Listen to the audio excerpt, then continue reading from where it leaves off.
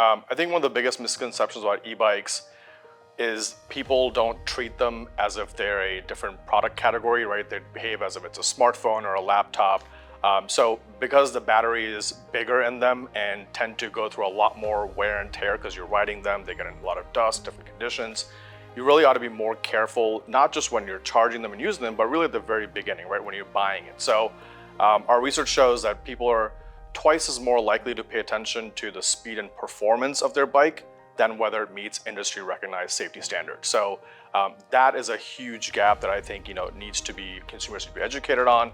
That when they're buying it, sure, I want my e-bike to go fast also, but I also want it to be safe and meet standards and have gone through the rigorous testing. So I think one of the biggest misconceptions that people have about e-bikes is that that all batteries are made the same, and that's just simply not the case.